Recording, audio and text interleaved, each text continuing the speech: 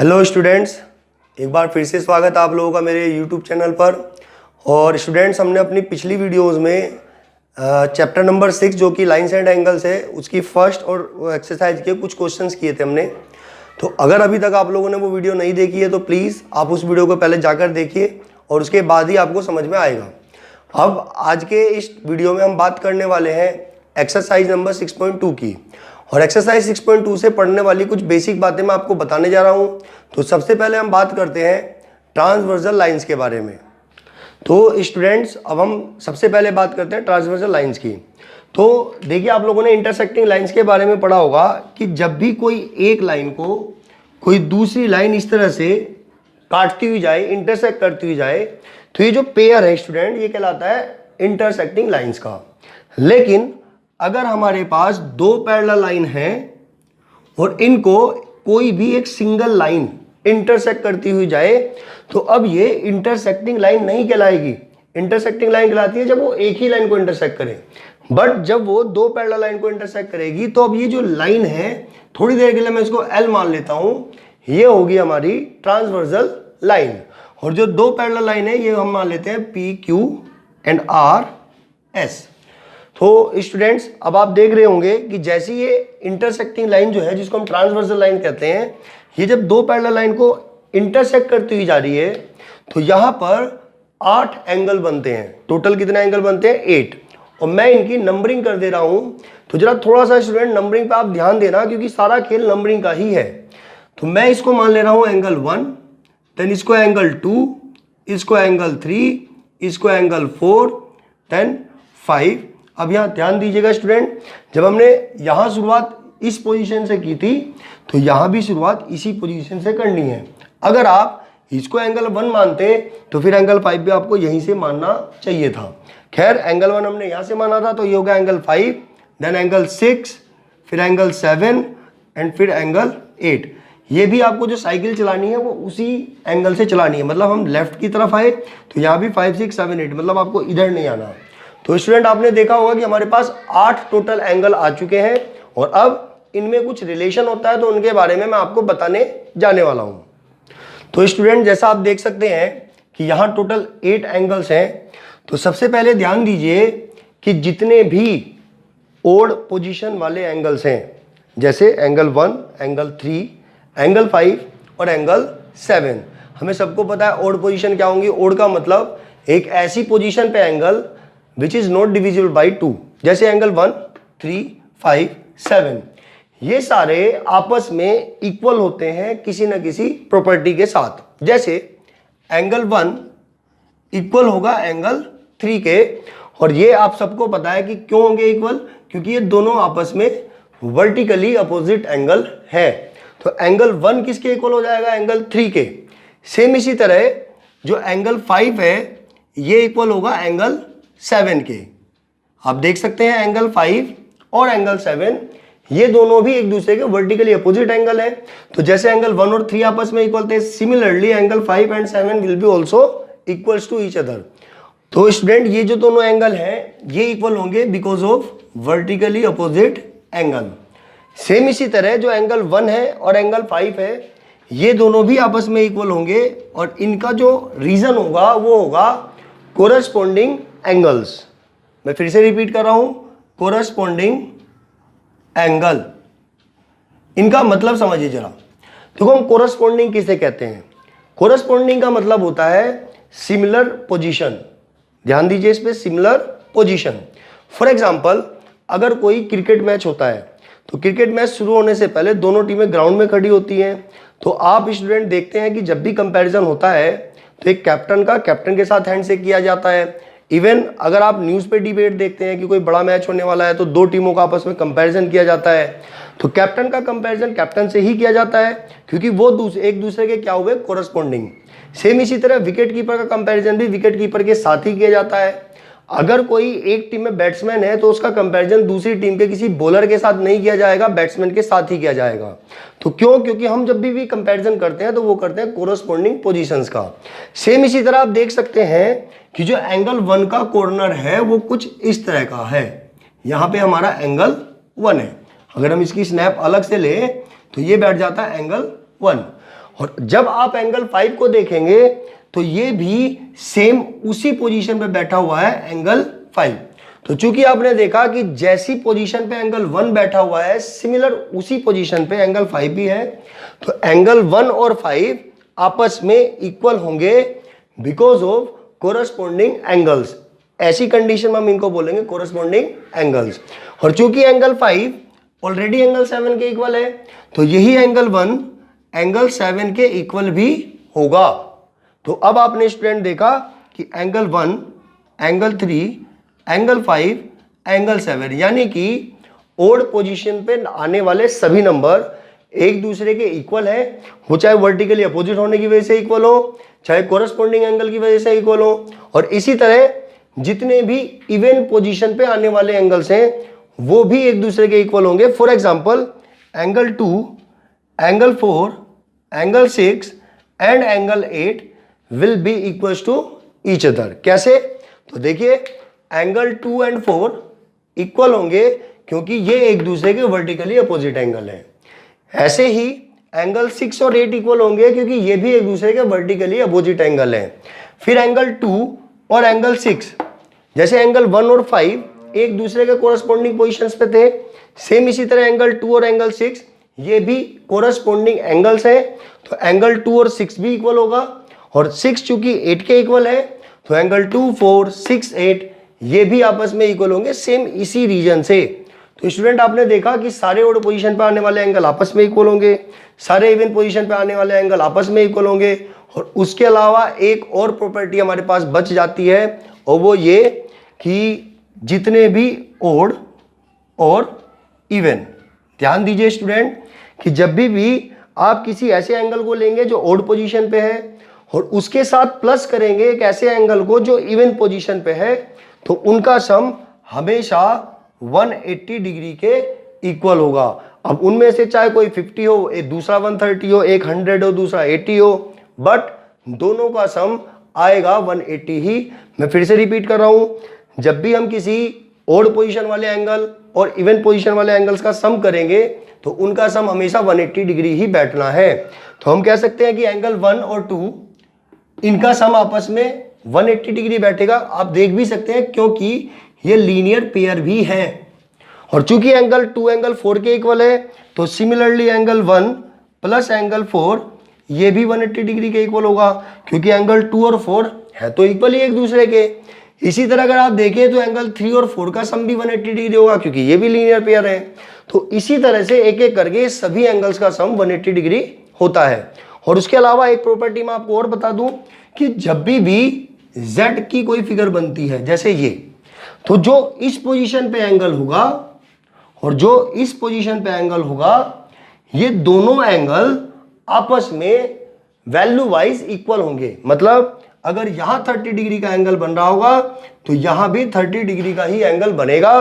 और हम ऐसी पोजीशंस को बोलते हैं अल्टरनेट इंटीरियर एंगल्स। यानी कि ये दोनों आपस में क्यों इक्वल होंगे? क्योंकि ये एक दूसरे के अल्टरनेट इंटीरियर एंगल्स हैं और ये आप लोअर क्लासेस में ऑलरेडी पढ़ चुके हैं। तो यहां हम कह सकते हैं कि एंगल 3 और 5 ये अल्टरनेट इंटीरियर एंगल है तो आपस में इक्वल होंगे। हमने बता भी दिया है कि एंगल 3 और 5 आपस में इक्वल होंगे चाहे वो किसी भी रीजन से हो, लेकिन इसका मेन रीजन क्या होता है? Alternate interior angles. सेम इसी तरह एंगल 4 और 6 ये भी अल्टरनेट इंटीरियर है, तो एंगल 4 और 6 को भी हम कह सकते हैं कि they are also alternate interior angle. उसके अलावा जो एंगल 4 है और एंगल 5 है तो इनका जो सम होगा वो बैठेगा 180 डिग्री। हालांकि ये बात मैं आपको बता चुका हूं पहले ही कि जब भी हम किसी इवन पोजीशन और ओड पोजीशन वाले एंगल्स का सम करेंगे वो आना 180 डिग्री है। लेकिन चूंकि 4 और 5 एक ही तरफ और एक ही एरिया में है तो इन दोनों के सम को 180 डिग्री के इक्वल तो लिखेंगे, लेकिन ये प्रॉपर्टी कहलाती है, ध्यान से देखिएगा इसको, क्या कहलाती है ये? को इंटीरियर एंगल्स। इनको हम बोलेंगे को इंटीरियर एंगल्स। तो जैसे एंगल 4 और 5 का सम 180 है, सेम इसी तरह एंगल 3 और 6 इनका भी सम 180 डिग्री बैठेगा और ये भी एक दूसरे के को इंटीरियर एंगल्स होते हैं। तो स्टूडेंट अब हम चलते हैं अपनी एक्सरसाइज की तरफ। तो स्टूडेंट अब चलते हैं हम एक्सरसाइज 6.2 के फर्स्ट क्वेश्चन की तरफ। और जैसा कि आप स्क्रीन पर देख सकते हैं कि क्वेश्चन वाले ने इसमें दिया हुआ है कि एक फिगर दे रखी है आपको और उसके अलावा उसने कहा है find the value of x and y and then prove that A B is parallel to C D. तो हम चलते हैं अपने सॉल्यूशन की तरफ। तो जैसा आप देख सकते हैं स्टूडेंट डायग्राम में कि जो x और 50 है, चूंकि ये दोनों एक ही लाइन पे बने एंगल हैं तो इन दोनों का सम 180 डिग्री होगा। तो ये हो जाएगा x plus 50 equals to 180 degree और यहां रीजन मेंशन कर देंगे बिकॉज ऑफ लीनियर पेयर, क्योंकि आपको मैंने अपनी पिछली वीडियोस में भी बताया था कि लीनियर पेयर होता क्या है। तो जब भी एक लाइन पे दो एंगल बनेंगे किसी एक पॉइंट पे तो हम उनको कह देते हैं लीनियर पेयर। तो ये लीनियर पेयर की वजह से आपस में इन दोनों का सम जो होगा वो 180 डिग्री होगा और यहां से 50 डिग्री की वैल्यू हो जाएगी, सॉरी 50 को भेज दिया जाएगा उधर, तो x की वैल्यू हो जाएगी 180 माइनस 50 मीन्स x की वैल्यू आ जाएगी 130 डिग्री। तो स्टूडेंट हमारा एक वैल्यू फाइंड हो गई x की। हालांकि क्वेश्चन वाले ने लास्ट में कहा हुआ है कि prove that A B is parallel to C D. तो स्टूडेंट हम उसकी बात भी करेंगे अभी, उससे पहले हम y की वैल्यू फाइंड कर लेते हैं। तो जैसे आपने देखा कि x और 50 का सम 180 के इक्वल था तो वहां से x आ गया। अब y उससे भी सिंपल है निकालना, क्यों? क्योंकि y के जो वर्टिकली अपोजिट एंगल है वो है 130 डिग्री और हमें पता है कि ऐसे जो पोजीशंस पे एंगल होते हैं वो आपस में इक्वल होते हैं। मतलब y जो है वो एग्जैक्ट 130 डिग्री के इक्वल एक ही बार में आ जाएगा। बस आपको रीजन मेंशन करना पड़ेगा बिकॉज वर्टिकली अपोजिट एंगल। तो मैं यहां शॉर्ट में लिख दे रहा हूं v डॉट ओ, आप भी लिख सकते हैं कॉपी में अपने, वर्टिकली अपोजिट एंगल्स। तो y की वैल्यू भी हमारे पास आ गई और अब क्वेश्चन वाला कह रहा है कि prove that A B is parallel to C D. तो स्टूडेंट्स मैंने अभी आपको कुछ प्रॉपर्टीज बताई थी पैरेलल लाइन से रिलेटेड कि जब दो पैरेलल लाइन होती हैं तो हमारे पास अल्टरनेट इंटीरियर एंगल भी बनता है, को इंटीरियर एंगल्स भी बनते हैं, कोरस्पॉन्डिंग एंगल्स भी बनते हैं। तो हमारा काम ये है कि हमें उस जो हमारी ट्रांसवर्सल लाइन वाली प्रॉपर्टी थी उनमें से किसी भी एक प्रॉपर्टी को शो कर देना है। मतलब ऐसी कोई भी एक प्रॉपर्टी दिखा दो जो तभी पॉसिबल है जब हमारे पास पैरेलल लाइंस हो। तो स्टूडेंट प्रूफ हो जाएगा कि A B is parallel to C D. तो आपके पास यहाँ पे दो तरीके हैं इनको प्रूफ करने के लिए। पहला आप ये कह सकते हैं कि भाई x और 130 कोरस्पॉन्डिंग पोजीशंस पे बैठे हुए यानी कि कोरस्पॉन्डिंग एंगल्स हैं और जो x की वैल्यू है 130 वही यहाँ पे भी है, यानी कि ये दोनों एंगल आपस में इक्वल बैठ रहे हैं। तो ये कोरस्पॉन्डिंग एंगल्स को प्रूफ करेंगे। तो या तो आप ये कहिए या फिर x और y एक दूसरे के अल्टरनेट इंटीरियर हो जाएं अगर, तो भी ये प्रूफ हो जाएगा। तो स्टूडेंट अभी आपने देखा कि जब x भी 130 है y भी 130 है तो हम ये भी कह सकते हैं कि x इक्वल्स टू y, क्योंकि इसको थोड़ी देर के लिए इक्वेशन फर्स्ट मान लीजिए, इसको इक्वेशन सेकंड, और हम यहां से कह सकते हैं कि from equation first and second जब x की वैल्यू भी 130 डिग्री है y की वैल्यू भी 130 डिग्री है तो x और y आपस में इक्वल होंगे। और चूंकि x और y आपस में इक्वल भी है और देखने में ये साफ साफ पता चल रहा है कि फिर ये अल्टरनेट इंटीरियर की भी प्रॉपर्टी हुई। तो हम यहां लिख सकते हैं कि which shows the property of alternate interior angles. ध्यान से सुनिए स्टूडेंट, इन दोनों को हमने दिखा दिया कि ये दोनों इक्वल है और जो कि अल्टरनेट इंटीरियर की प्रॉपर्टी को भी शो कर रहे हैं और ऐसा तभी पॉसिबल है जब ये दोनों लाइन आपस में पैरेलल हो। तो हम ये भी लिख सकते हैं कि which is only possible when A B is parallel to C D. Means जब ये दोनों लाइन आपस में पैरेलल होती है, क्योंकि अभी आपको मैंने बताया था कि जब दो पैरेलल लाइन होंगी तभी ये एंगल इसके इक्वल होगा। अगर ये दोनों लाइन आपस में पैरेलल ही ना हो तो ये दोनों एंगल इक्वल बैठ भी नहीं सकते हैं। तो जब ये दोनों एंगल इक्वल है इट मीन्स ये दोनों आपस में पैरेलल होंगी। तो आप यहां ध्यान दीजिए कि यहां भी हमारे पास एक z वाली फिगर बन रही है और x और y न्यूमेरिकली इक्वल आ गए, तो जो कि अल्टरनेट इंटीरियर की प्रॉपर्टी को शो करे, तो हम यहां से कह सकते हैं कि A B is parallel to C D. तो अब स्टूडेंट चलते हैं क्वेश्चन नंबर 2 की तरफ और जैसा कि आप डायग्राम में देख सकते हैं स्क्रीन पर अपनी, कि क्वेश्चन वाले ने एक डायग्राम दिया हुआ है जिसमें ए बी सी डी और ई एफ 3 लाइन दे रखी है और जिनको इंटरसेक्ट करती हुई एक अकेली लाइन जा रही है जिसको कि हम ट्रांसवर्सल लाइन कह देंगे, और 3 एंगल को मेंशन किया हुआ है, angle x, angle y and angle z. तो अब चलते हैं इसके सॉल्यूशन की तरफ। तो आप देख सकते हैं कि क्वेश्चन वाले ने हमें कुछ हिंट दिए हुए हैं, जैसा कि ए बी को सी डी के पैरेलल कहा हुआ है कि A B parallel to C D. उसके अलावा सी डी को पैरेलल कह रखा है ई एफ के। अब आप देखिए डायग्राम में कि जब ए बी सी डी के पैरेलल है, सी डी ई एफ के पैरेलल है, तो ये तीनों लाइन आपस में पैरेलल हुई। तो हम यहां से लिख सकते हैं कि since A B is parallel to C D and C D is parallel to E F, so A B will be also parallel to E F. मतलब जब ए बी इसके पैरेलल है, ये खुद इसके पैरेलल है, तो ए बी और ई एफ आपस में भी पैरेलल होंगे। और अब क्वेश्चन वाले ने y और z का रेशो 3:7 दिया हुआ है, लेकिन अभी हमें y और z में कोई डायरेक्ट रिलेशन नहीं पता। अगर y यहां होता, स्टूडेंट देखिए यहां पे, तो हम कहते हैं कि y और z एक दूसरे के अल्टरनेट इंटीरियर एंगल हैं, लेकिन अभी ऐसा नहीं है। तो अभी फिलहाल क्वेश्चन वाले ने कहा हुआ है कि y/z इक्वल्स टू 3:7। तो सबसे पहले हमें ये पता है कि जब भी हमें दो चीजों का रेशो दिया जाता है तो हम ये तो नहीं कह सकते कि y एग्जैक्ट 3 ही है, 3 डिग्री है, और z जो है वो 7 डिग्री है, क्योंकि ये तो कहना गलत हो जाएगा। तो हम इनके साथ लेके चलते हैं एक वेरिएबल, और दोनों के साथ सेम वेरिएबल लेके चलना है, ये बात आपको पता है। यानी कि हम कह सकते हैं कि y जो है वो 3 a के इक्वल होगा। मैं जो वेरिएबल लेके चल रहा हूं यहाँ पे वो a ले रहा हूं, एंड जो z होगा वो होगा 7a। तो आपने देखा स्टूडेंट कि हमने y की वैल्यू को 3a मान लिया एंड z की वैल्यू को मान लिया 7a। अभी हमें फिलहाल y और z में कोई रिलेशन नहीं पता। तो अब चलते हैं थोड़ा सा आगे। तो स्टूडेंट हम थोड़ी देर के लिए भूल जाते हैं कि हमारे पास ये लाइन है, थोड़ी देर के लिए से भूल जाइए। तो क्या होगा कि अब हमारे पास ये दो लाइन बचती हैं, और आप जब ध्यान से देखेंगे तो भाई x और z ये दोनों तो एक दूसरे के अल्टरनेट इंटीरियर एंगल बैठ रहे हैं। तो हमें पता है कि x will be equals to z because both are alternate interior angles.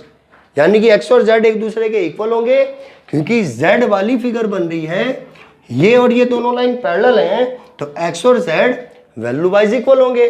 तो जब x और z इक्वल हैं, और आपने डायग्राम को अगर हम फिर से कंप्लीट करें तो देखा होगा कि भाई यहाँ d था, यहाँ c था, और यहाँ था हमारा एंगल y। तो x और y एक साथ अगर देखें, x और y, तो ये बैठ रहे हैं को इंटीरियर एंगल्स, और को इंटीरियर एंगल्स का सम 180 डिग्री होगा। ये मैं आपको इस एक्सरसाइज के इंट्रो में बता चुका हूं। तो जब हम x और y के सम को 180 डिग्री के इक्वल लेके चलेंगे तो यहां रीजन भी मेंशन कर देंगे, बिकॉज दे आर को इंटीरियर एंगल्स। ठीक है स्टूडेंट, ध्यान दीजिए, जब भी कोई दो पैरेलल लाइन होंगी और कोई एक ट्रांसवर्सल लाइन जाए तो ये दोनों एंगल आपस में को इंटीरियर होंगे, और ये दोनों लाइन एंगल आपस में को इंटीरियर होंगे। सेम इसी तरह हमने लिख दिया कि x और y का सम भी 180 डिग्री के इक्वल होगा, क्योंकि ये को इंटीरियर एंगल्स के प्रॉपर्टी कहलाती है। और अब चूंकि x z के इक्वल भी है, तो हम यहाँ x को रिप्लेस कर सकते हैं z से। तो x को हटा दे रहे हैं और यहाँ बिठा दे रहे हैं z, plus y as it is equal to 180 degree भी एज इट इज। और अब चूंकि हमें z की वैल्यू पता है, भले ही वेरिएबल की फॉर्म में पता है, तो वो रिप्लेस कर देंगे।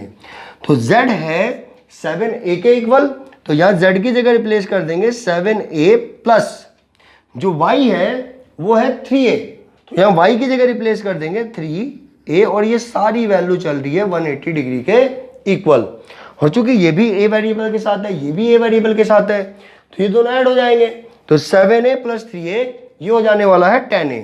तो यहाँ हम लिख सकते हैं कि 10a इक्वल्स टू 180 डिग्री। और जब आप a की वैल्यू निकालोगे तो 10 को उधर भेजना होगा, तो ये डिवाइड में जाएगा। तो यहाँ से a की वैल्यू आ जानी है 18 डिग्री, क्योंकि जब 10 से 180 को डिवाइड दोगे आप तो यहाँ 0 से 0 कट जाएगा और बचेगा 18 डिग्री। लेकिन ये तो आई ए की वैल्यू।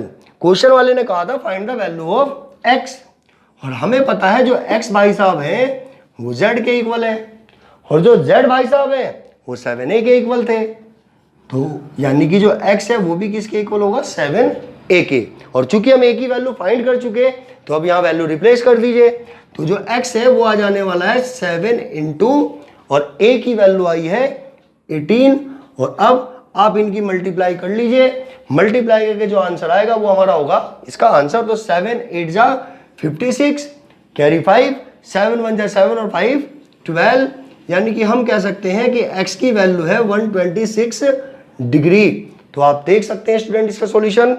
तो अब चलते हैं क्वेश्चन नंबर 3 की तरफ। तो स्टूडेंट अब हम चलते हैं क्वेश्चन नंबर 3 की तरफ, और जैसा कि आप क्वेश्चन में देख सकते हैं एक डायग्राम दिया हुआ है, और उस डायग्राम के अंदर हमें कुछ इंफॉर्मेशन दी हुई है। तो आप देखिए स्क्रीन पर क्वेश्चन वाले ने कहा हुआ है कि AB पैरेलल है CD के, उसके अलावा ये कहा हुआ है EF is perpendicular on CD, EF CD पे परपेंडिकुलर है, and angle GED equals to 126 degree. तो हमारे से क्वेश्चन वाला तीन चीजों की वैल्यू निकलवा रहा है। फर्स्ट वन एंगल AGE की वैल्यू, देन एंगल GEF की वैल्यू, और उसके बाद FGE की वैल्यू। तो चलिए चलते हैं सॉल्यूशन की तरफ। स्टूडेंट आप देखिए कि क्वेश्चन वाले ने हमें AB और CD को पैरेलल कहा हुआ है, तो हम यहां लिख सकते हैं कि since AB is parallel to CD। तो जब उसने AB को CD के पैरेलल कह दिया तो इसका मतलब साफ है कि हम पैरेलल लाइन से रिलेटेड जो भी प्रॉपर्टी यहाँ यूज हो सकती है उसको यूज कर सकते हैं। तो आप देखिए कि जो AB और CD पैरेलल है, इसकी वजह से जो ये एंगल है जिसको कि हम एंगल AG और E कहेंगे, ध्यान दीजिए AGE कहेंगे ये एंगल, और थोड़ी देर के लिए इसको भूल जाइए कि यहाँ पे है, और ये एंगल। आप इन दोनों एंगल्स को देखेंगे तो ये दोनों फिर से बैठ जा रहे हैं अल्टरनेट इंटीरियर एंगल्स, और जो तभी पॉसिबल है जब ये दोनों लाइन आपस में पैरेलल हो। तो ये क्वेश्चन वाले ने पैरेलल कह दिया है, यानी कि जब ये दोनों लाइन पैरेलल है तो हम लिख सकते हैं कि angle AGE will be equal to angle GED। इसका नाम ध्यान से देख लीजिए, GED। तो हम यहां से लिख देंगे कि यह है एंगल GED के इक्वल, और रीजन है इसका अल्टरनेट इंटीरियर एंगल। और चूंकि क्वेश्चन वाले ने एंगल GED की वैल्यू 126 डिग्री दे रखी है तो हम उसको यहाँ पे रिप्लेस कर देंगे। तो एंगल AGE ये हो जाने वाला है 126 डिग्री। तो हमारे पास एंगल AG की वैल्यू आ चुकी है। अब चलते हैं अपने अगले टास्क की तरफ। तो क्वेश्चन वाले ने अब हमारे से कहा एंगल GEF की वैल्यू भी फाइंड कीजिए। उसके लिए मैं इस डायग्राम को वापस फिर से कंप्लीट करता हूं। तो स्टूडेंट अब ध्यान दीजिए कि जो एंगल GED है, एंगल GED वो एक्चुअली दो एंगल्स का सम है। आप देखिए ध्यान से, एक तो ये एंगल नंबर 1 एंड एक ये एंगल नंबर 2। तो आप देखिए कि एंगल GED दो एंगल्स के इक्वल है, एक angle DEF, angle DEF plus इस एंगल का नाम होगा एंगल GEF कह लीजिए, या एंगल FEG कह लीजिए। लेकिन क्वेश्चन वाले ने चूंकि GEF कह रखा है तो हम भी इसको GEF कह के चलते हैं। तो ये आ जाएगा एंगल GEF। फिर से आपको बता रहा हूं कि एंगल GED ये अकेला इन दोनों के सम के इक्वल है, वो हमने लिख लिया है। तो एंगल GED हमें पता है ये 126 डिग्री के इक्वल है, ये क्वेश्चन वाले ने खुद दे रखा है। तो हम GED को हटा देंगे और इसकी जगह इसकी वैल्यू रिप्लेस कर देंगे जो कि है 126 डिग्री। उसके बाद एंगल DEF, तो स्टूडेंट ध्यान दीजिए, चूंकि क्वेश्चन वाले ने इस EF को परपेंडिकुलर कर रखा है CD पर, तो सिंपल सी बात है कि फिर ये यहाँ पे 90 डिग्री का एंगल बनाएगा, यानी कि एंगल DEF 90 डिग्री के इक्वल होगा। तो वो हम DEF की जगह वैल्यू पुट कर दे रहे हैं, और एंगल GEF हमें अभी तक नहीं पता, ये एज इट इज। और अब जैसा कि आप सबको पता है कि भाई वैल्यू इसकी निकालनी है तो 90 को उधर भेजना पड़ेगा। 90 इधर पॉजिटिव है, तो जब ये लेफ्ट साइड में जाएगा तो इधर आके हो जाने वाला है नेगेटिव। तो ये हो जाएगा 126 डिग्री माइनस 90 डिग्री, और इधर बच जाएगा एंगल GEF। और फाइनली जो एंगल GEF की वैल्यू आएगी वो 126 डिग्री में से 90 डिग्री को माइनस कर दीजिए, तो एंगल GEF की वैल्यू आप देखेंगे कि ये आ जाएगी 36 डिग्री। तो हमारे पास दो एंगल्स की वैल्यू आ चुकी है और अब हम चलते हैं अपने तीसरे एंगल की तरफ, और जो कि एंगल FGE है। तो ध्यान दीजिए स्टूडेंट, FGE मतलब वो हमारे से इस एंगल की वैल्यू पूछ रहा है। तो आप जब देखेंगे कि भाई ये दोनों एंगल एक ही लाइन पे बने एंगल हैं, तो इन दोनों का सम तो 180 डिग्री होगा। यानी कि हम यहां से लिख सकते हैं कि एंगल AGE, ये आपका E है, तो एंगल AGE मतलब ये एंगल, और एंगल FGE यानी कि ये एंगल, तो प्लस एंगल FGE, इन दोनों का सम 180 डिग्री बैठेगा क्योंकि ये लीनियर पेयर है और इनका सम 180 डिग्री होता है, ये मैं आपको बार बार बता चुका हूं। तो अब एंगल AGE हम निकाल के बैठे हुए हैं। एंगल AGE 126 डिग्री है, तो यहां रिप्लेस कर देंगे 126 डिग्री प्लस एंगल FGE, ये रहने वाला है फिलहाल एज इट इज, और इक्वल टू में आ जाएगा 180 डिग्री। और अब FGE की वैल्यू निकालने के लिए 126 डिग्री को राइट साइड में भेज दीजिए, तो एंगल FGE ये हो जाने वाला है 180 माइनस 126 डिग्री। और अब जब आप माइनस करेंगे तो भाई 0 में से 6 नहीं जा सकता, तो ये 0 से कैरी लेगा, तो ये हो जाने वाला है 10, 10 में से 6 गया 4, देन यहाँ पे रह जाएगा 7, 7 में से 2 गया 5, और 1 में से 1 जाके 0 बचेगा, तो उसकी कोई नीड नहीं है। यानी कि एंगल FGE की वैल्यू हमारे पास आ गई है 54 डिग्री। तो आप देख सकते हैं इसका सॉल्यूशन।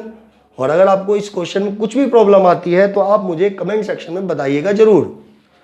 तो स्टूडेंट अब चलते हैं क्वेश्चन नंबर 4 की तरफ। और क्वेश्चन नंबर 4 में आप देख सकते हैं कि एक डायग्राम दिया हुआ है जिसमें ये भी कह रखा है कि PQ is parallel to ST, और उसके अलावा दो एंगल्स की वैल्यू दे रखी है एंगल PQR की, और PQR को कहा हुआ है 110 यानी कि 110 डिग्री, एंड एंगल RST की वैल्यू दी हुई है हमें 130 डिग्री। और क्वेश्चन वाले ने कहा है कि find the value of angle QRS, और आप डायग्राम में देख सकते हैं कि हमें QRS निकालना है जो कि ये एंगल है।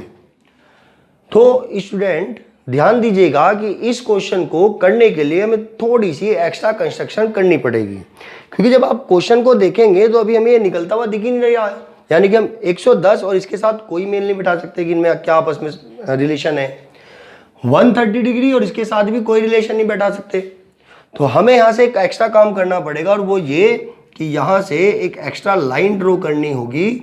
उसको आप कुछ भी नाम दे सकते हैं, और मैं यहाँ नाम दे रहा हूँ X एंड Y। तो हम यहाँ पे लिख देंगे कंस्ट्रक्शन में कि draw XY which is parallel to PQ, and जब PQ पैरेलल है ST के तो ये तीनों ही लाइन आपस में पैरेलल होंगी। और ध्यान दीजिएगा स्टूडेंट कि जो XY हमने ड्रॉ करी है वो R से होती हुई ड्रॉ करी है, तो आप ये भी लिख सकते हैं कि draw a line XY which is parallel to PQ and ST, या तो ये लिखिए या आप कह सकते हैं कि draw a line XY through R। तो आप ये मेंशन कर भी सकते हैं। वैसे हमने डायग्राम में दिखा दिया कि हमने जो XY ड्रॉ करी है वो R से ही होती हुई ड्रॉ करी है। और अब जैसा कि हमें पता है कि भाई जब XY, यहाँ लिख देंगे कि सिंस XY पैरेलल है PQ के, तो जो XY का ये हिस्सा है XR, ये भी पैरेलल होगा PQ के। तो जब दो पैरेलल लाइन होगी तो ये 110 डिग्री यानी कि फिलहाल angle PQR, so angle PQR plus angle QRX। ध्यान दीजिए स्टूडेंट, मैं इस एंगल की बात कर रहा हूं, एंगल QRX, इन दोनों का सम होने वाला है 180 डिग्री। और आप सोच सकते हैं कि क्यों, तो चूंकि ये दोनों को इंटीरियर एंगल्स बैठ रहे हैं, तो हम यहाँ पे मेंशन भी कर सकते हैं कि because of co interior angles, यानी कि ये को इंटीरियर एंगल्स। और को इंटीरियर एंगल्स क्या होते हैं मैंने आपको बताया था, फिर आपको एक बार बता रहा हूँ कि जब भी दो पैरेलल लाइन होंगी और इनको एक लाइन ट्रांसवर्स करती हुई जाएगी, तो ये जो दोनों एंगल हैं ये दोनों एक दूसरे के कोइंटीरियर होंगे, यानी कि इन दोनों का सम 180 डिग्री बैठेगा। उसी प्रॉपर्टी का यूज करते हुए मैंने कहा कि 110 और ये एंगल ये भी किसके इक्वल होंगे, 180 के इक्वल। और अब चूंकि हमें P Q R, angle P Q R इसकी वैल्यू पता है, क्वेश्चन वाले ने दे भी रखी है 110 डिग्री, तो वो हम यहाँ पे रिप्लेस कर देने वाले हैं और plus angle Q R X as it is और इक्वल टू में आ जाएगा 180 डिग्री।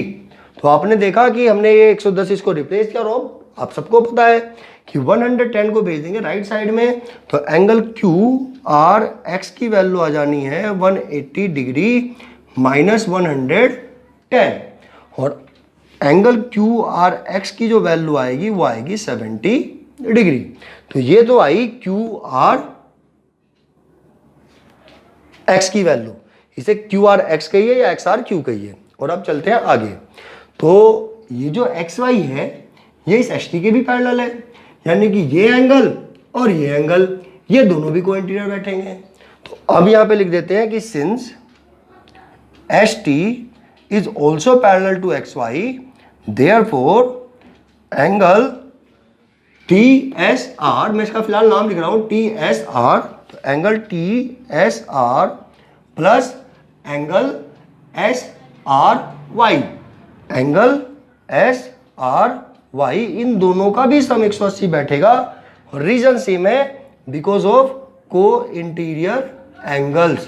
तो आप देख सकते हैं कि इन दोनों का भी सम 180 डिग्री है। तो मैं अब यहाँ पे एंगल टी एस आर की जो वैल्यू है वो रिप्लेस करने वाला हूं, इसको आप आर एस टी कहिए या टी एस आर कहिए, उससे कोई फर्क नहीं पड़ता। तो यह आ जाएगा 130 degree plus angle S R Y as it is और ये है 180 डिग्री के इक्वल।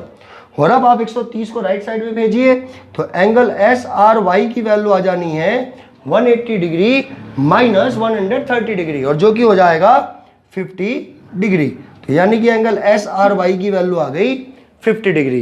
तो आपने देखा एक हमारे पास एंगल क्यू आर एक्स की वैल्यू आई 70 डिग्री और एक एंगल एस आर वाई आ गया 50 डिग्री। और अब ध्यान दीजिए स्टूडेंट कि ये जो चूंकि पूरी एक्स वाई एक लाइन है तो इन तीनों का जो सम होगा वो बैठेगा 180 डिग्री। तो हम यहां लिख देते हैं कि angle X R Q plus इस एंगल का नाम क्यू आर एस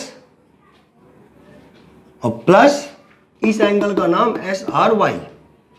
फिर से देखिए, एक ये एंगल जिसका कि नाम एक्स आर क्यू रख दिया, एक ये एंगल जिसका कि नाम क्यू आर एस रख दिया और एक ये एंगल जिसका नाम एस आर वाई रख दिया। इन सबका सम 180 डिग्री होगा क्योंकि ये एक ही लाइन पे बने एंगल है। और अब एक्स आर क्यू की वैल्यू हमें पता है, इसे आप एक्स आर क्यू कहिए या क्यू आर एक्स कहिए, इसकी वैल्यू है 70 डिग्री। तो यहां रिप्लेस कर देंगे इसकी जगह 70 प्लस क्यू आर एस, ये हमें नहीं पता, ये हमें खुद को फाइंड करना है, प्लस एस आर वाई की वैल्यू अभी हमने निकाली थी कि एस आर वाई की वैल्यू है 50 डिग्री।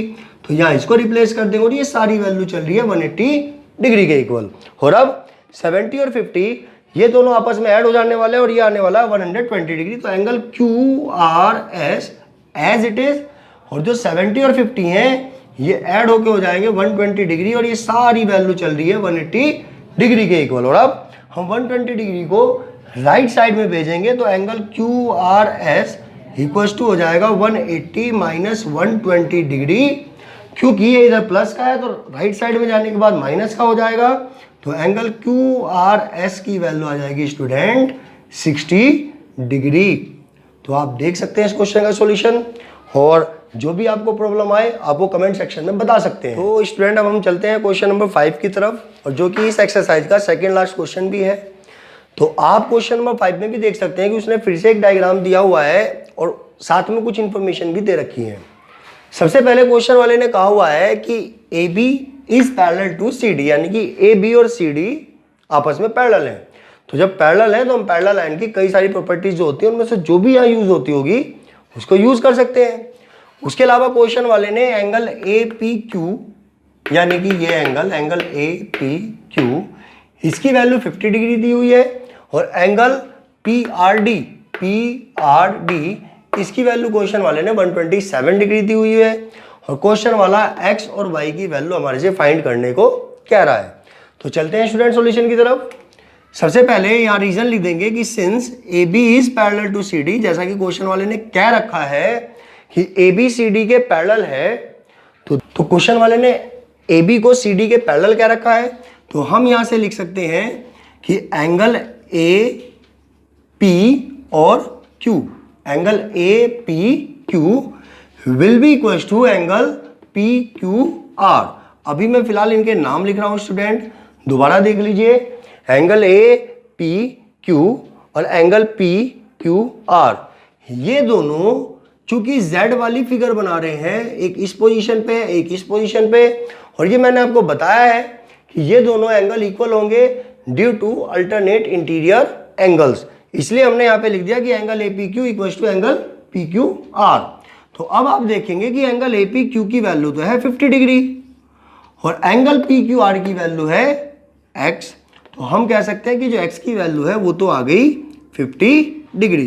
तो एक वैल्यू तो हमारी फाइंड हो गई और अब हमें निकालना है y की वैल्यू को। तो स्टूडेंट जरा ध्यान से देखिए कि जो एंगल 127 डिग्री है, चूंकि ये लाइन PR एक ट्रांसवर्सल का काम करेगी, तो ये पूरा एंगल, ध्यान दीजिए स्टूडेंट, एंगल APR ये और ये 127 डिग्री ये होंगे एक दूसरे के अल्टरनेट इंटीरियर एंगल, क्योंकि अब यहाँ फिर से Z वाली फिगर बन रही है। तो हम यहाँ पे लिख देते हैं कि एंगल APR इक्वल टू होगा एंगल PRD के और रीजन अल्टरनेट इंटीरियर एंगल्स। देखिए स्टूडेंट, ये पूरा एंगल और ये एंगल, ये दोनों अल्टरनेट इंटीरियर है। और अब आप डायग्राम में देखिए कि जो APR है ये इस एंगल और इस एंगल के सम के इक्वल है, यानी कि हम APR की जगह पे 50 प्लस y लिख सकते हैं और इक्वल टू में PRD जिसकी वैल्यू की है 127 डिग्री। तो अब 50 को हम भेज देंगे राइट साइड में, तो जो y की वैल्यू है वो आ जाएगी 127 माइनस 50 डिग्री, और जब आप 127 में से 50 माइनस करेंगे तो ये आने वाला है 77 डिग्री। तो यहाँ से हमारी y की वैल्यू भी फाइंड हो चुकी है।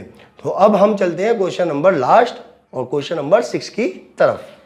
तो स्टूडेंट अब चलते हैं अपने आखिरी क्वेश्चन नंबर 6 की तरफ, और इसको थोड़ा सा स्टूडेंट आप ध्यान से देखिएगा क्योंकि इसमें एक पॉइंट पे जाके थोड़ी सी प्रॉपर्टी फिजिक्स की भी यूज होने वाली है, वो मैं आपको बताऊंगा क्या प्रॉपर्टी। फिलहाल आप क्वेश्चन में देख सकते हैं कि क्वेश्चन वाले ने ये कहा हुआ है कि there are two mirrors, plane mirrors PQ and SR which are placed parallel to each other, मतलब दो प्लेन मिरर हैं PQ एंड RS, ये दोनों एक दूसरे के पैरेलल रखे हुए हैं, बिल्कुल एक दूसरे के सामने पैरेलल। अब क्वेश्चन वाले ने कहा हुआ है कि जो एक रे है AB, ये AB जाके PQ पे स्ट्राइक होती है, टकराती है, और फिर उसके बाद वापस आती है BC टकराने के बाद, और फिर ये जो BC है ये दूसरे मिरर पे टकराती है RS पे, और यहाँ से टकराने के बाद ये वापस रिफ्लेक्ट होती है और ये बन जाती है CD।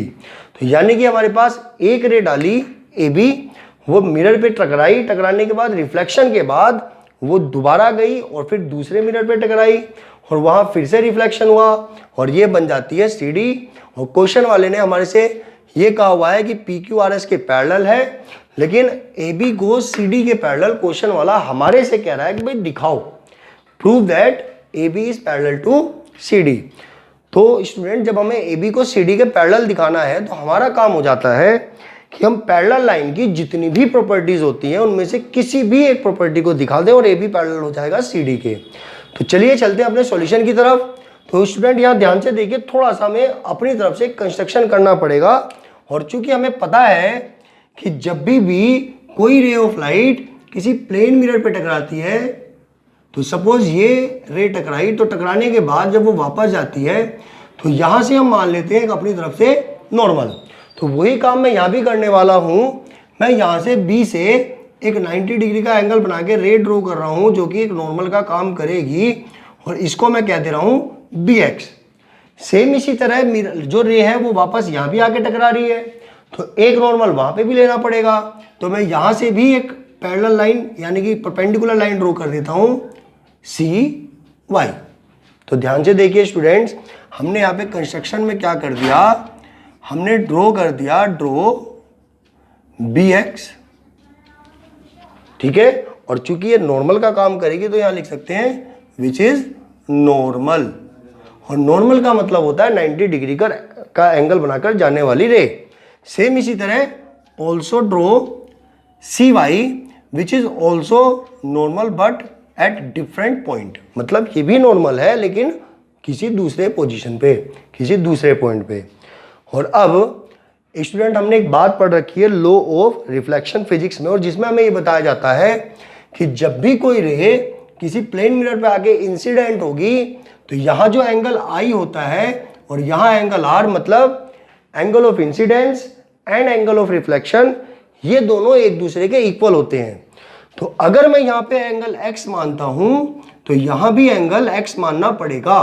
तो हम यहाँ से लिख सकते हैं कि since bx is a normal, so angle ABX, angle ABX will be equal to angle CBX। ध्यान से डायग्राम में देखिए, angle ABX equal to angle CBX, और दोनों को ही हमने x लेट किया हुआ है, मतलब ये भी x और ये भी x। और ऐसा क्यों है, तो आप रीजन मेंशन भी कर सकते हैं कि according to law of reflection. हमने ये 8th क्लास में पढ़ा होगा लाइट चैप्टर में कि लॉ ऑफ रिफ्लेक्शन के अकॉर्डिंग ये दोनों एंगल आपस में इक्वल होंगे, क्योंकि ये इंसिडेंट रे हुई, ये रिफ्लेक्टेड रे हुई, तो ये जो नॉर्मल के साथ एंगल बनाएगी वो आपस में इक्वल होती है। Angle I equal to angle R के इक्वल होता है। और अब सिमिलरली यहां भी जो एंगल बनेगा वही एंगल यहां बनना है, क्योंकि पॉइंट सी पे ये जो BC है ये तो हो जाने वाली है इंसिडेंट रे, और जो CD है ये हो जाने वाली है रिफ्लेक्टेड रे। तो अब हम कह सकते हैं कि also angle BCY, angle BCY will be equal to angle DCY, angle DCY। और इसको हमने लेट कर लिया है थोड़ी देर के लिए y, यानी कि इसको भी y मान लिया और इसको भी y मान लिया। तो ध्यान से देखा आपने स्टूडेंट्स कि यहाँ पे क्या हुआ कि हमने इसको x और इसको भी x मान लिया, इसको y और इसको भी y मान लिया। अब जो bx है और जो cy है ये दोनों होने वाले हैं एक दूसरे के पैरेलल। क्यों? क्योंकि bx भी 90 डिग्री का एंगल बना रही है और cy भी नॉर्मल है, ये भी 90 डिग्री का एंगल बना रही है, तो ये दोनों लाइन आपस में होंगी पैरेलल। तो हम यहां से कह सकते हैं कि जो bx है वो cy के पैरेलल होगा। तो स्टूडेंट फिर ध्यान से देखिए कि जो ये एंगल होगा जिसे हम CBX कह सकते हैं, तो angle CBX will be equal to angle this यानी कि BCY। एक बार दोबारा से देख लीजिए कि एंगल CBX यानी कि ये एंगल और ये एंगल दोनों एक दूसरे के इक्वल हो जाने वाले हैं, क्योंकि अगर आप ध्यान से देखेंगे तो ये बन जा रही है एक Z वाली फिगर, तो ये दोनों इक्वल होंगे because of alternate interior angles, क्योंकि ऐसे एंगल्स को हम बोलते हैं अल्टरनेट इंटीरियर एंगल। और एंगल CBX आप देखोगे हमने x माना हुआ है, एंगल BCY हमने y माना हुआ है, यानी कि हम ये भी कह सकते हैं कि एंगल x जो है वो एंगल y के इक्वल आ चुका है।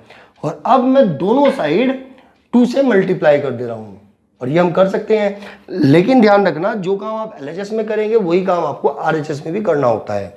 तो मैं 2 से मल्टीप्लाई कर दे रहा हूँ x में और 2 से ही मल्टीप्लाई कर दे रहा हूँ y में। और मैथ्स का नियम ये कहता है कि अगर आप जो चेंजेस LHS में करेंगे वही चेंजेस RHS में कर दें तो they will be also equals to each other. और 2 से ही मल्टीप्लाई क्यों करी? क्योंकि स्टूडेंट यहाँ ध्यान से देखिए तो एंगल ABC, एंगल ABC ये पूरा एंगल है x 2x के इक्वल, यानी कि इस 2x को हम लिख सकते हैं कि this is equivalent to ABC, angle ABC। और जो एंगल 2y है ये पूरा जो y और y 2y मिलके बना है ये हो जाएगा BCD, यानी कि ये हो जाएगा एंगल BCD। तो चूंकि ये दोनों एंगल 2x और 2y के इक्वल थे इसलिए हमने 2 से मल्टीप्लाई करी। बाई चांस ये 3x ये 3y के इक्वल हो तो हम 3 से मल्टीप्लाई करते। खैर, अब जब ABC BCD के इक्वल है, ध्यान से देखिए, ये ABC इस BCD के इक्वल है, और जो कि तभी इक्वल होंगे जब ये दोनों लाइन आपस में पैरेलल होंगी। यानी कि हम ये कह सकते हैं कि ये एक अल्टरनेट इंटीरियर की प्रॉपर्टी को शो कर रहा है। तो यहां से लिख सकते हैं कि so AB will be parallel to CD। क्योंकि भाई सिंपल सी बात है, अगर AB CD के पैरेलल होगा आप तभी तो इस एंगल को इसके इक्वल कह सकते थे। अब चूंकि ये एंगल इक्वल आ रहे हैं तो हम ये भी तो कह सकते हैं कि ये पैरेलल लाइन की प्रॉपर्टी है। तो इस तरह से हमारा ये भी क्वेश्चन प्रूफ हो गया कि AB जो है वो CD के पैरेलल होगा।